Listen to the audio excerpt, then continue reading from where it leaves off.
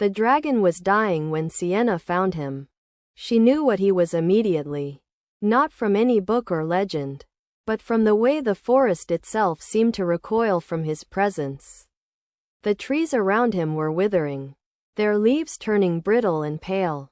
The ground beneath his body was scorched, not with heat but with something older, something that burned from the inside out.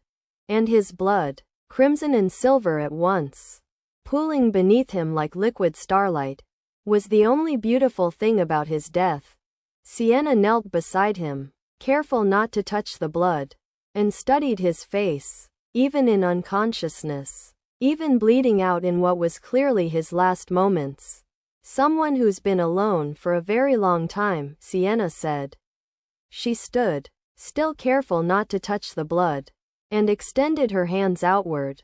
The gesture was ancient, predating words, the gesture of a witch offering sanctuary. And I think you have too. So I'm going to get you somewhere safe. And then we'll figure out if you're worth saving. She cast the spell slowly, in pieces, because anything more violent would kill him outright. A spell to numb pain. A spell to slow his bleeding. A spell to make him light enough to carry.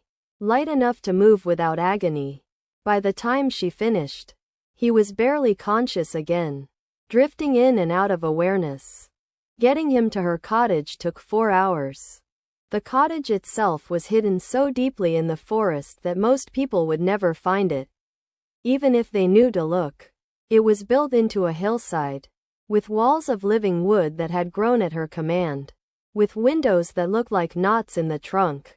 Protective wards surrounded it, spells that would make wanderers forget they'd ever seen it, that would turn away anyone with malicious intent.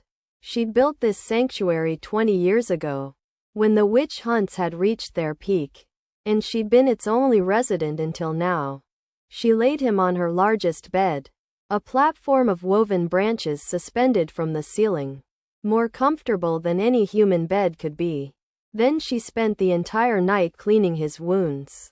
The injuries were catastrophic, deep lacerations across his chest and shoulders, as though he'd been clawed by something massive. Burns that weren't burns in the traditional sense but rather the scarring of magic itself. Wounds that wouldn't close because they'd been inflicted by spells designed specifically to harm dragons. There was an arrow lodged in his side, a hunter's arrow, fletched with griffin feathers, designed to pierce dragon scales and lodge in the soft flesh beneath. But the worst was the curse. She found it written across his skin in marks that only appeared under her witch sight. Ancient, brutal magic that was slowly eating away at him from the inside out.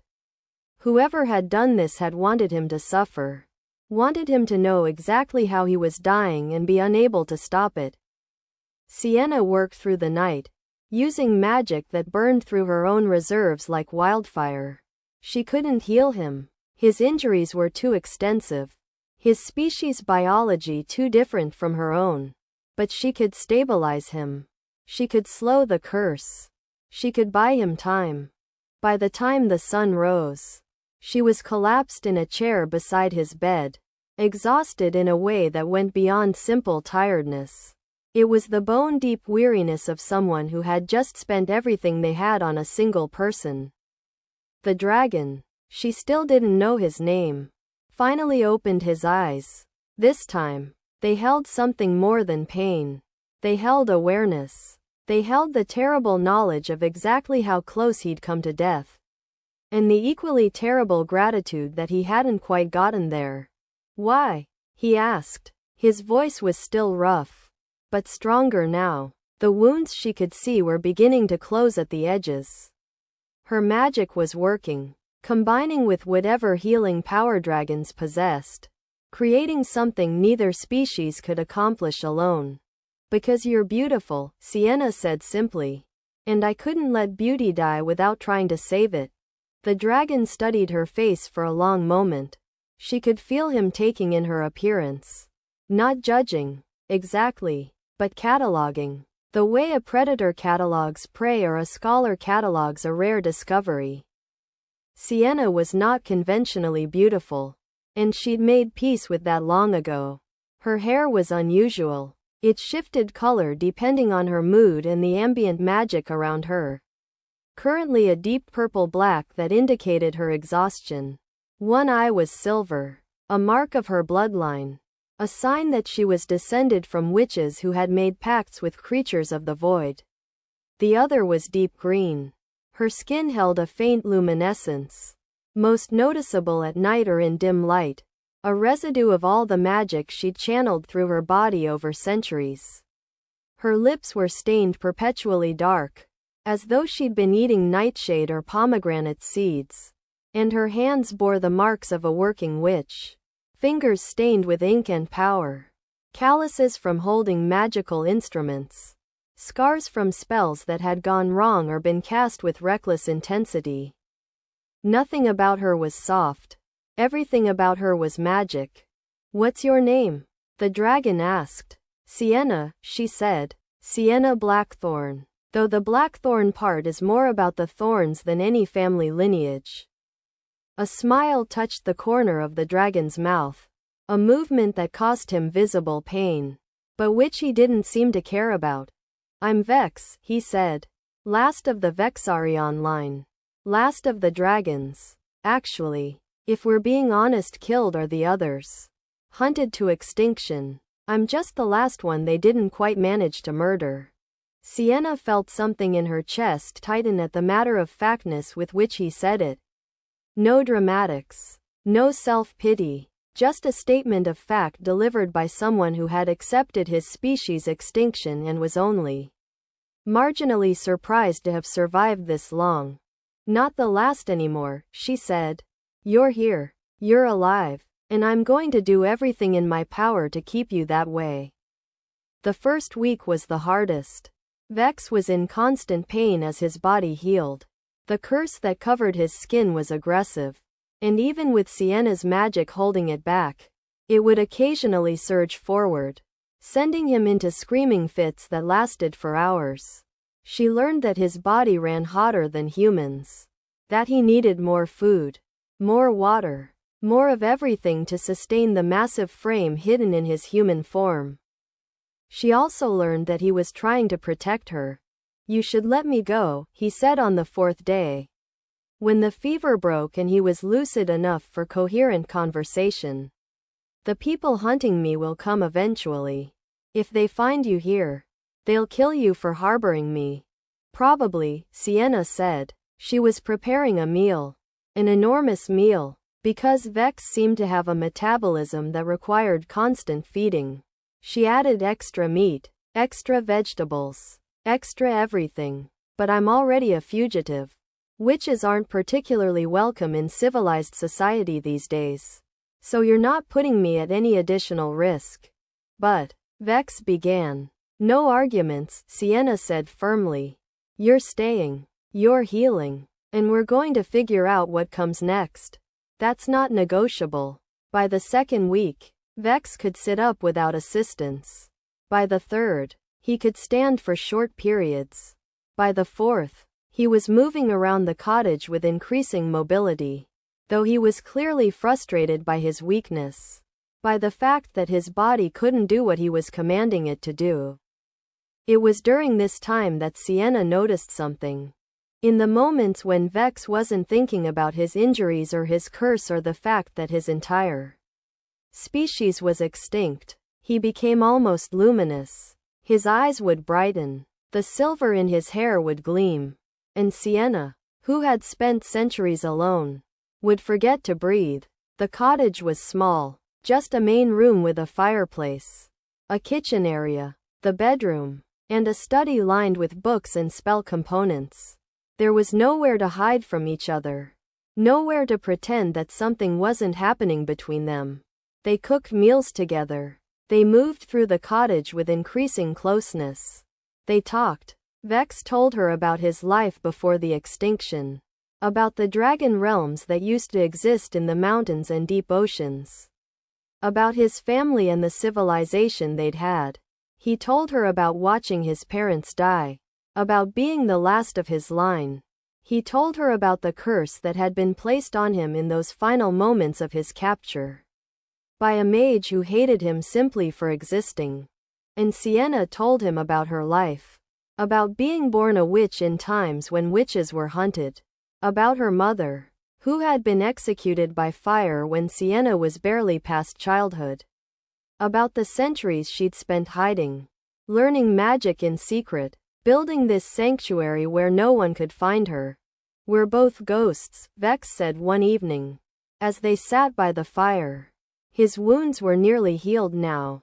The scars would remain, but the active damage was past. The curse was still there, buried deep in his tissue, but manageable. "Both of us are the last of something. Both of us have lost everyone. But we're not alone anymore," Sienna said. Vex reached out and took her hand. His skin still ran hot, and the touch sent a current of electricity through her entire body. She wanted to pull away, not because she didn't want this, but because she did want it, desperately, and that terrified her. "Is this dangerous?" he asked, studying their intertwined hands. "I don't know enough about witches to know if being close to me would hurt you." "Maybe," Sienna said. "Dragons burn. Witches channel. But maybe if we're careful. Maybe if we're slow about this." Quote. Vex kissed her. It was gentle, careful, the way you'd approach something fragile and precious. But it burned. His lips were warmer than human lips should be. And when she responded, pulling him closer, she felt the warmth spread through her entire body. It didn't hurt. It was like being set on fire and finding that the flames were alive. "We're intelligent. We're burning away everything unnecessary and leaving only the essential truth of her own being." When they broke apart, Sienna was trembling. "We need to be careful," she whispered. "I know," Vex said.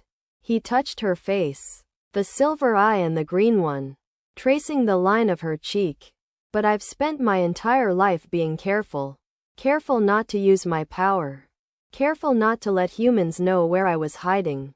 Careful not to hope that anything could ever be good again. And I'm tired of being careful." The 6th week brought the first sign of trouble.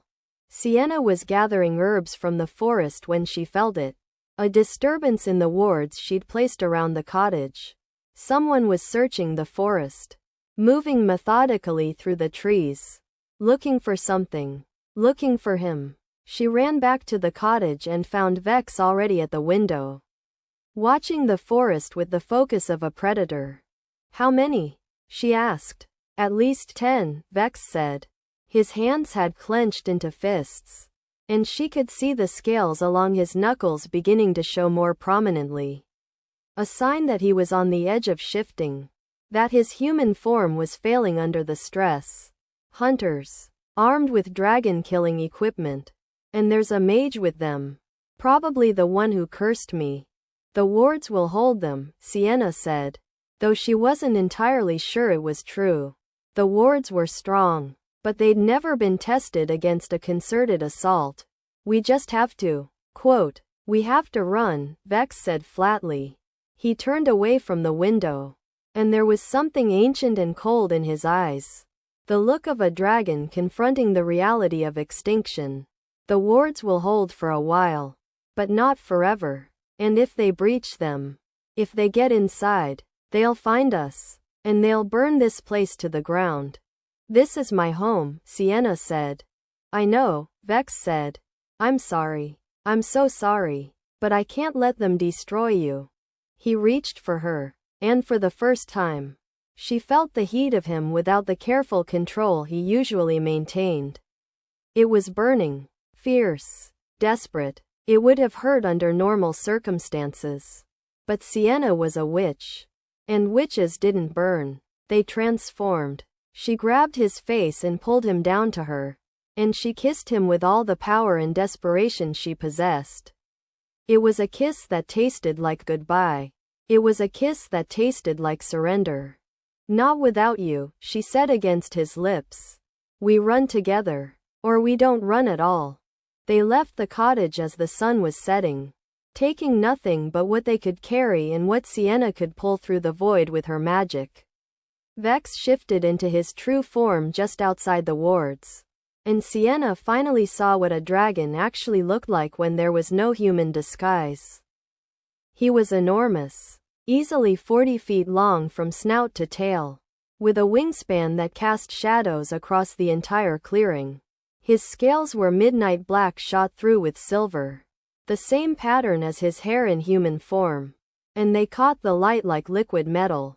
His eyes, without the human limitation of flesh around them, burned like twin suns. His claws were the size of her hand, curved and wickedly sharp. There were spikes running down his spine, and his tail ended in a blade that looked sharp enough to cut through stone. He was, without question, the most beautiful thing Sienna had ever seen. "Get on," he said, and his dragon voice was like thunder, like the earth itself speaking. "I won't let them have you." Getting on was harder than she expected. His back was slick with scales, and without stirrups or saddle, she had to cling to the spikes running down his spine, wrapping her arms around the base of his neck. The moment she was secure, he launched himself into the air. Flying was like nothing Sienna had ever experienced. The world dropped away beneath them. The cottage, the forest, the hunters who were just beginning to realize that their prey had escaped. The wind tore at her clothes and hair, but Vex's body blocked most of it, creating a pocket of stillness around her even as they moved at impossible speed. "Hold on," he shouted, and then they were climbing higher, breaking through the clouds into a space where the air was thin and cold and utterly beautiful. They flew until the sun was completely gone and the stars had come out. Then Vex descended toward what appeared to be mountains, great peaks of rock and ice rising from the landscape below. He landed in a sheltered valley, in a cave that seemed to have been waiting for them, and transformed back into his human form with a sound like breaking glass. He collapsed the moment the transformation was complete, his entire body shaking with the effort. "Vex," Sienna said, sliding off his back and catching him as he fell. His skin was burning, and she could feel the curse surging through him, reacting badly to the shift. "Vex, talk to me." "Curse," he gasped. "Every time I shift, it gets worse. Eventually, I won't be able to transform anymore. Eventually, I'll be trapped in human form, and the curse will finish what it started." Sienna settled him on the cave floor and assessed the situation. The curse was more aggressive than it had been in weeks. It was like it fed on his power, on the magic of his transformation. If he kept shifting, the curse would consume him entirely. But without shifting, without using his full power, he was just a man. Strong, yes, but not nearly strong enough to survive what was coming. "We need to find the others," Sienna said suddenly. "Others?" Vex looked at her with confusion. "There are no others. I'm the last dragon, not the last creatures of magic," Sienna said. Her mind was working quickly, pulling together threads she'd been aware of for years but had never fully acknowledged. "The dragons aren't the only species marked for extinction. I've felt them. Other magical beings, hunted and hiding just like you. There are still phoenix in the mountains to the east, though they're fewer every year. There are selkies in the northern waters. There are centaurs in the deep forests. There might even be a few mermaids left, hidden in places where humans don't venture. But they're all dying," Vex said. "Yes," Sienna said, "but they're not dead. And if we could gather them, if we could create a sanctuary like the one I had, but bigger, a place where the last of the magical creatures could survive." Quote, "It's impossible," Vex said. But his eyes were burning with something new. Not fire this time, but hope. The humans would never allow it. "The humans don't get a choice," Sienna said fiercely.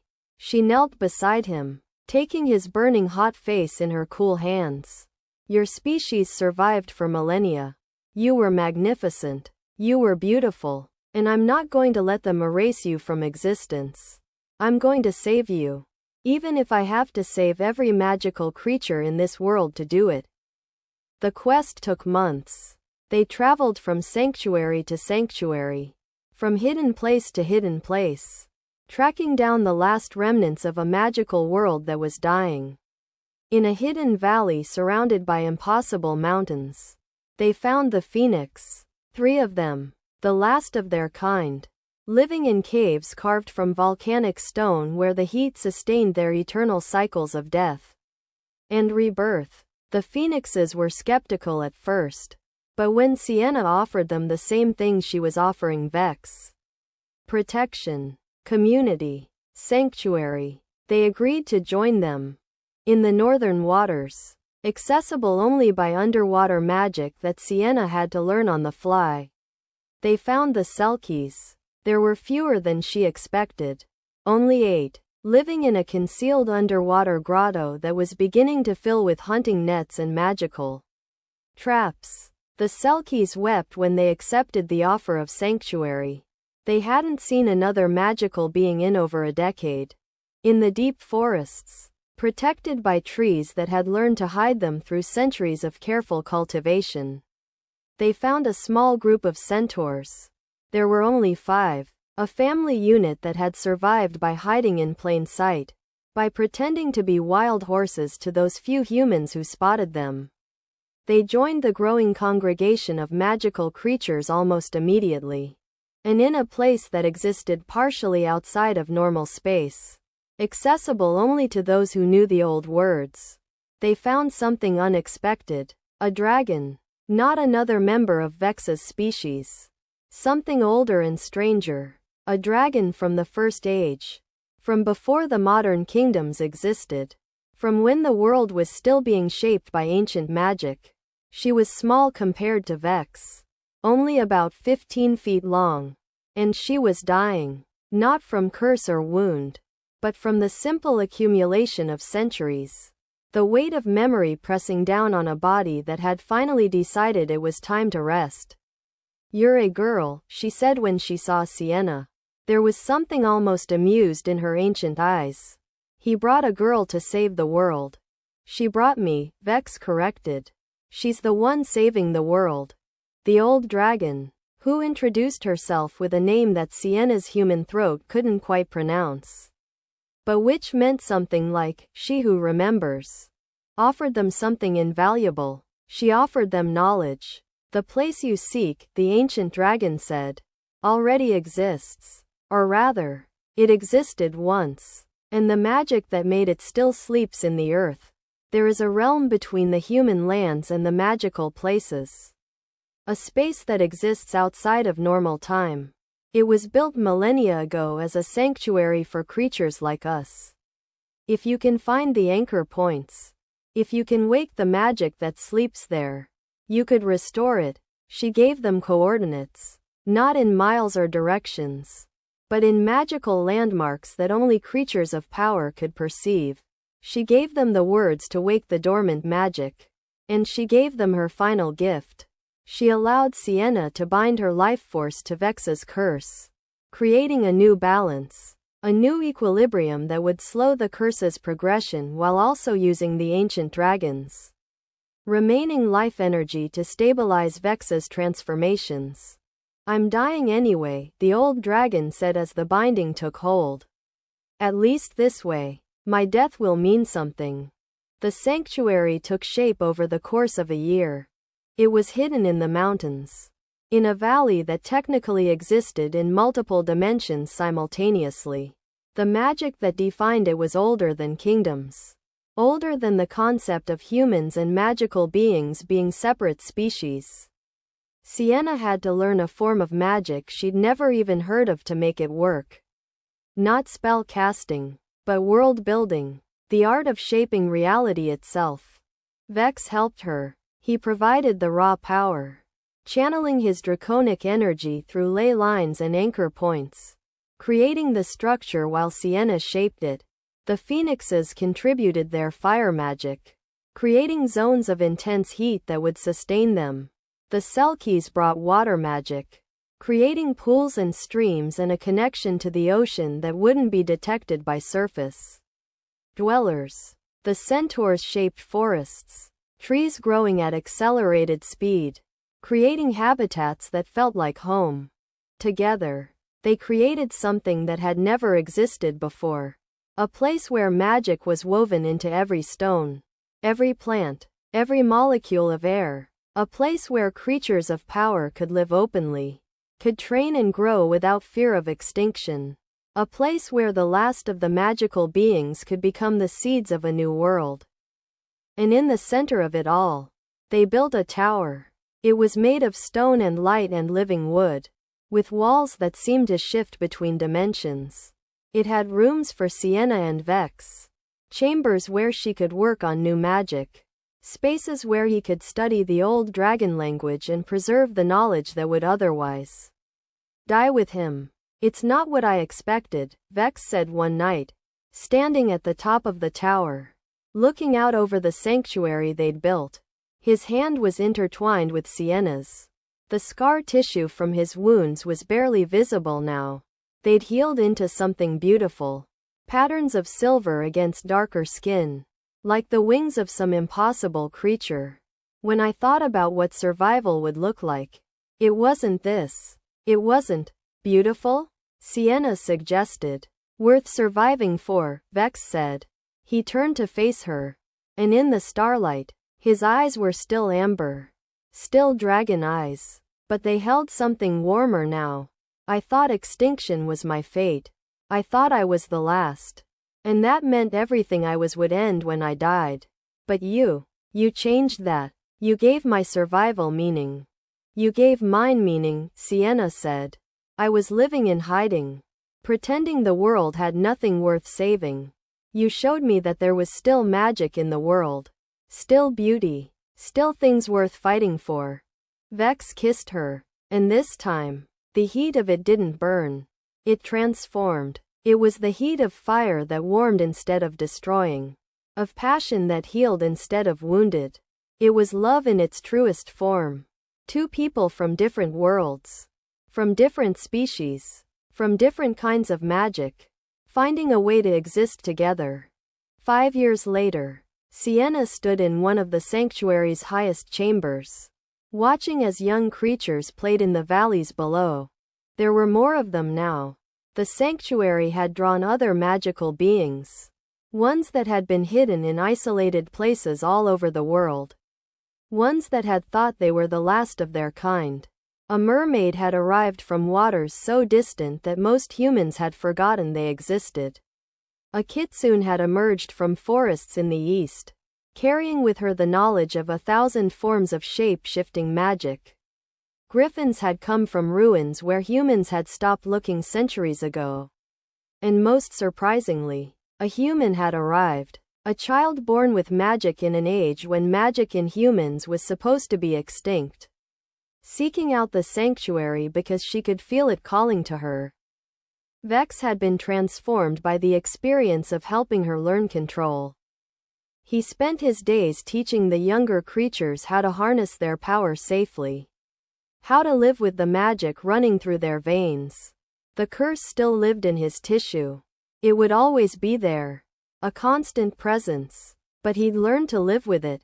To use the reminder of his near extinction as fuel for his purpose. She's remarkable, a voice said behind Sienna. Sienna turned to see Vex in his dragon form. Massive and magnificent. Though he'd learned to compress his size within the sanctuary so he didn't accidentally knock things over. His silver and black scales seemed to absorb light and transform it into something beautiful. She reminds me of someone, Sienna said, reaching up to touch his snout. Someone who taught me that the world was worth saving. Vex rumbled, a sound somewhere between laughter and a purr. He shifted back to human form and wrapped his arms around Sienna, pulling her close. I love you, he said. It was something he said often, as though the words alone could banish the darkness that had nearly consumed him. I love you too, Sienna said. I love what we've built here. I love what we're creating. They stood together at the edge of the chamber, looking out over the sanctuary. This impossible place where extinct things still lived. Where the last of the magical creatures had found a way to survive. where love had proven stronger than extinction. The war wasn't over. Humans still hunted. Kingdoms still passed laws against magic. There were still people in the world who wanted the magical beings extinguished entirely. But here, in this place between worlds, the creatures of magic were not alone. Here, they had each other. Here, they had hope. And at the center of it all stood a witch and a dragon. Unlikely partners who had saved a world that everyone else believed was already dead. They had proven that love could create sanctuary. That connection could transcend species. That two people from different worlds could build something beautiful together. 10 years later, Sienna and Vex stood in the sanctuary's great hall, watching as the council convened.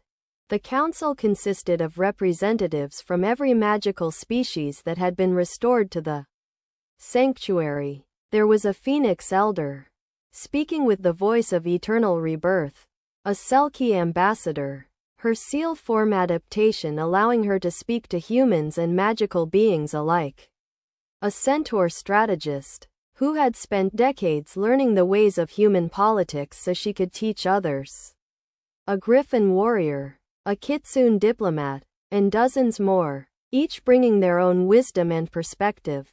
But today's council was about something special. The human child, the Phoenix Elder said, has successfully integrated the sanctuary's magic with human magical traditions. She suggests that we begin open communication with human mages, those who would accept our existence rather than work for our extinction. It was a radical proposal. For centuries, magical beings and humans had been locked in conflict.